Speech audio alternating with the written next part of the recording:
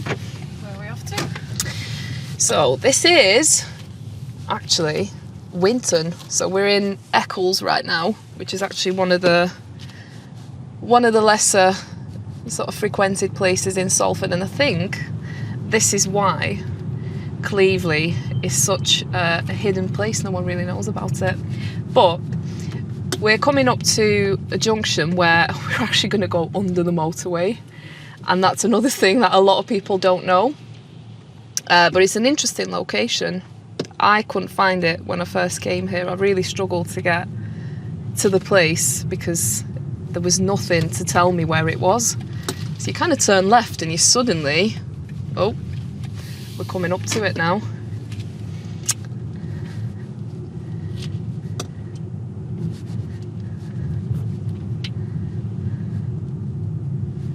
And here we are. We're under the M60. Incoming Way Tunnel.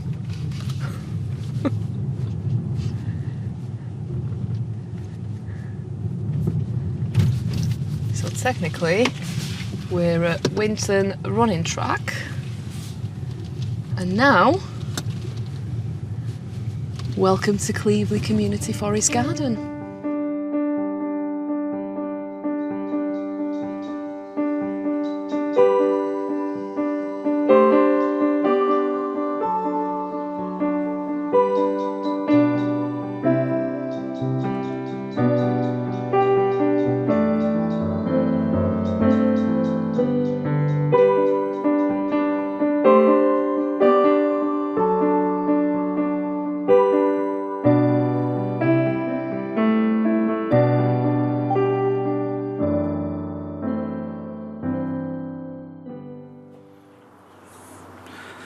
So being part of Incredible Education very much is a multifaceted responsibility, from barista,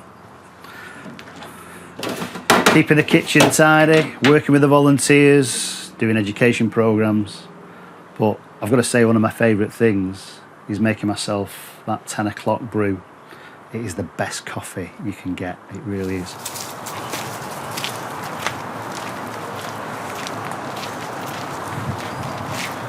I haven't seen the new bit that they've put in, so they're gathering water now off there, and it comes across that beam. God, that's brilliant. And it comes into an IBC that's just hidden there. So it's like an irrigation system. In fact, it's half full of water, so it's already, I can see the line on it, it's half full of water. Wow, that's new. I didn't see that last time. Well, it's only just, it's literally just been achieved. Now, I remember drawing this on my illustrations, and it was very speculative. I wasn't sure where it was going to go. And then in 2021, I actually came on site and the volunteers were putting up the beams. I remember walking into the site and then putting all this together. So how's this working now? It's a great asset in the fact that this is where we grow a lot of food that we share, but also it's a great space that we can use. So we've got the benches over here where students who are doing a qualification are able to do the units that lead to that qualification. Since that 2021, in fact it was June of 21 when we were putting the frame up, we've also managed with some funding to install these raised beds. So the idea being is that the black containers underneath will actually absorb heat and give additional heat, and that'll encourage more growth. Just spotted here, so the food that we share, cucumber, not like any cucumber you'll see in a supermarket. And yeah, it's been an amazing resource because we are an outdoor location. Having indoor space when the weather isn't brilliant is great. So I say the space is used for our education programs, for our volunteer programs, and just put you through. Away we go.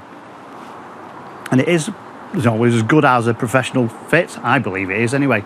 But yeah, it's been an awesome asset and continues to thrive with lots of other activities around cleaning pots and making sure stuff are maintained.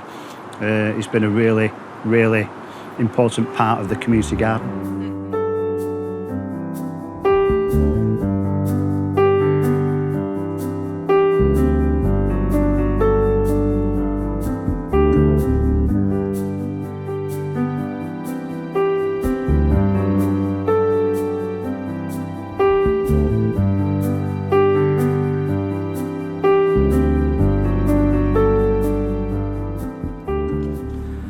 So back in 2017, when we came to look through this site, there was just an overgrown wilderness. I mean, everywhere around us, just vegetation. The lane that I'm walking on now wasn't even visible. And then it was a couple of years until 2019 when we did our first breakthrough day. Just down the bottom there, little table, trailer full of tools, and we did a thrashing through, trying to see what we were looking at in terms of what was on the site. And we got roughly to this space, and certainly over to the side here where we have the wood store now and the new section for the green roof demonstration rigs. It was just wilderness. Even the car park wasn't there back then. That's all development in the last sort of 2 or 3 years. And then we got to this space and it opened up a little bit, and I have a clear memory of being under there back in 2019 with a group from one of the schools that came to us, and we put up a little bit of a canopy, and that was all the cover we had. And we used to put the trailer down the bottom, walk in, do a little bit. So what did we find next? And there was all sorts of debris in here. Fridge freezers, kiddies go-karts, there was wheelie bins.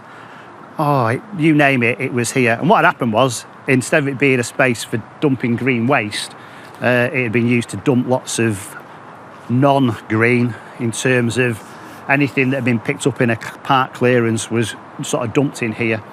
And then right over here in this location, you couldn't see through to the back. And the plans were, we wanted to get our forest school area up and running first, because that was what we really wanted to achieve. And we thought if we can get that up and running, we can demonstrate what it is that we can do. So things that we're particularly after was the fire circle, so the fire pit area where we can gather together and cook things on the fire. We've got the wildlife pond, which is further down the site, and then over to the left hand side we've got the edible garden. So the idea of the edible garden is somewhere that the community can come together to grow food. So those are the main aspects that we're interested in. And then we've got also the idea of having a community cafe. And I suppose the most important sort of last bit that's been added more recently was our community workshop, which is a great asset where we can get undercover to do lots of our community activities.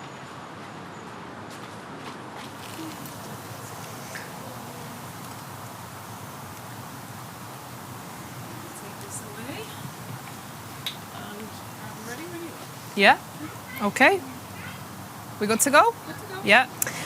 A lot of the time when I draw, I think of the ways in which I can capture someone else's dialogue and all of that information that comes from not necessarily describing something in words, but reacting to things. So I'll walk around and I'll ask questions, and I'll ask someone, well, do you think it's going to look like this? And they'll answer me and they'll say, well, yeah, I think I want it to look a bit like this. And it starts a conversation where I get a better idea of what the client wants or what the person who's envisaging this space really wants. And then I'll just get my iPad and I'll go, oh, so does it look a bit like this? And then does it look a bit like that? And I'll just turn it round and I'll go, all right, so that's what you want. Or instead maybe is it a bit like this? And there's nothing like that conversation, because you're not going away and taking away what you think someone wants without really checking. You're actually working off an interaction. And I think that's really what the strength of graphic facilitation is. It's having a conversation with someone and getting reactions and getting that sort of feeling that you're on the right track, as opposed to going away and leaving too much time between reaction and what that real version of what the client or what the person you're working with, I suppose, really wants. And that's the power of facilitation. That's the power of drawing.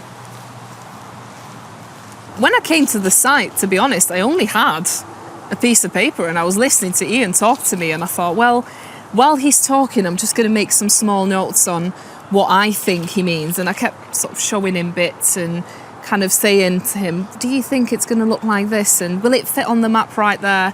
And as you look around, you just see a load of wasteland. There's nothing there. It's just a massive forest with no discernible elements. You've got some drone footage, you've got some photographs, some ideas from Ian saying, we want to cut this down, we want to just cut that back, but we want to keep some of this. and you're trying to make kind of a composite image of what you think the site's going to look like, but neither of you really know what it's going to look like. So you're working off a couple of ideas from imagination, a couple of ideas from a plan, the realism, the constraints that you've got to work with due to having a physical area that you're working within. But really, you're both just guessing. You're not really sure how this is going to pan out. And then suddenly, you put a few marks down and you let yourself loose as an artist, just let yourself kind of experiment and draw something. And then you turn up and suddenly you realise, oh yeah, that's what it was meant to look like, because we both agreed on it and we both had a positive reaction. And in the end, you're just guessing. And if it goes wrong, you just do it all again. It's absolutely fine. Yeah? Let's go. So here are those visuals that you did for us back in 2017, 2018. And the use of these, well, as you can see, they're actually pinned up in here so that we can show them to groups that come in and say, this was what we were hoping to achieve, and then you can compare it to what we have achieved. As an artist, you always get the luxury of going out and doing sort of make works of imagination, but here I had a dialogue of you telling me what to do, and I had to go away and actually think of what you wanted, but without having any references other than some images. And that's really how I got into reportage and graphic recording and graphic facilitation. I thought, how interesting to get someone prescribe an idea, go to a site where there's nothing, it's just the forest, and then suddenly come back and say, I think this is what it's going to look like. And then that idea being taken out to the public and the public responding to it. It's a very empowering tool for an artist. And for myself, I think it was one of the most sort of career-defining experiences, from which I then started taking interest into actually realising ideas rather than just, I suppose, painting images of what I can see in my head, but not letting anyone else contribute.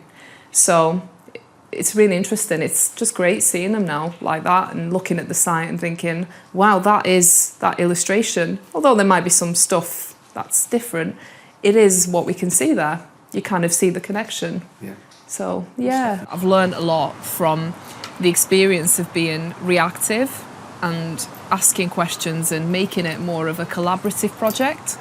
And then that led on to doing more community engagement and working with the volunteers here, working with some of the students who come to use the classroom at the site. And then eventually we ended up putting on an event because we thought, why not? We're just going to do an open event, get everyone together, get them to come down, have a look, express their opinion on the site, see what we can get out of them in terms of their view on what this place should be. And I think that live event really brought into context how the initial vision was not just isolated bits of growing or cafe or cycling area or maybe just a woodworking workshop, but it's more of a bigger picture of what spaces like this can do for the community. They bring them together, they make them learn about nature, they make them learn about themselves. And that's the power of graphic facilitation. You actually let people ask questions and learn about themselves, as opposed to just providing them with something that says, here it is, this is what it's going to look like. You like it, you don't like it, it's happening. It's more about bringing you in. Well, what do you want this space to look like? So I suppose in a way it was more of an exercise in involving the community by drawing them in and making them curious. And the power of illustration is in the fact that you're not giving away photographs, you're giving away pictures of what could be. They look slightly speculative and they also look a bit more vague and a bit more interesting, rather than very, very realistic versions of what someone can see, where you can't really work your way back from because there it is, it's finished. With an illustration, you can always make another mark, and I think that's the bit where I really enjoy that temporary feeling of having something not quite finished because someone can always add to it. Then you can compare it to what we have achieved. So these were used. I particularly remember us going to an activity in one of the parks in Salford when we knew that the City Mayor was going to be there, Paul Dennett, and a few councillors, so we were able to say, look, this is what we hope to achieve. the examples of what it might look like. So it was useful from that point of view. There used to be a Spirit of Salford event used to take place every September, and we took them there on about 2 or 3 different occasions. And again, we were able to show the public and say, this is what we're trying to create for you in your local community. So examples of the community edible garden, the sort of the cafe space, the forest school area. Although we never actually got to create a building, it illustrates the idea of children being able to get outside and the outdoor education, and the garden shop image that's over there as well. So yeah, really useful in that visualization of what potentially the site was able to or was going to look like. And I think you can see elements of that if you were to walk around the site. We're probably a little bit more rustic than the actual images that are on there, but then that was where we were limitations in terms of budget and finance. But yeah, I'm pretty confident that we've achieved a lot of what you can see on there.